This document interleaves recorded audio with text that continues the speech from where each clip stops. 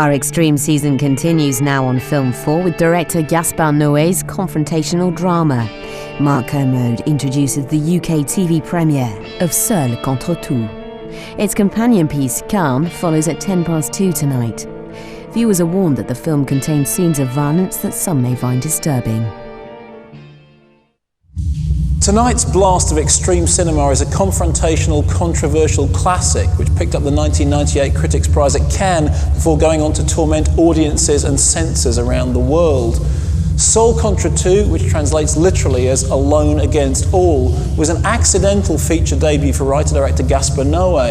Having introduced us to Philippe Nahn's existential butcher in his short film Calm, Noe had originally intended to make a 40-minute sequel which would then play on a double bill with the original. But, as is the way with these things, Seul Contre Tous had a life of its own and soon blossomed into a full-length film which could indeed stand alone. The cinematic reference points for Seul Contre Tous are as varied as they are bizarre. According to the director, the inspiration for the seductively vile voiceover came from watching an Austrian movie entitled Angst, which was allegedly too outrageous for release in the UK. The ironic intertitles, which warn of forthcoming unpleasantness, look like a direct homage to William Castle's Homicidal, although Noe claims never to have actually seen that film, but merely to have heard about its unique fright break gimmick.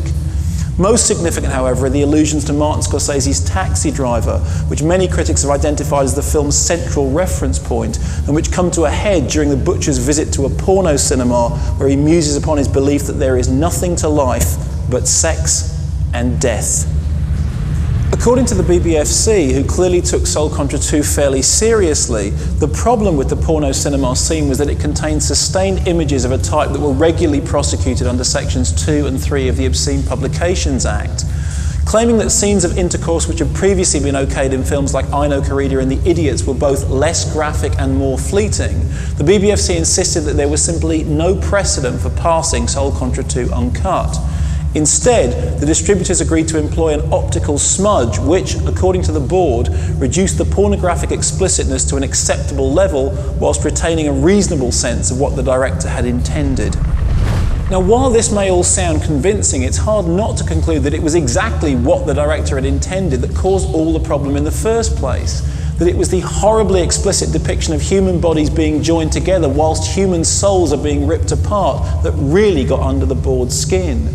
Because as the film keeps telling us, we're born alone, we live alone, we die alone. Ladies and gentlemen, Gaspar Noe's I Stand Alone.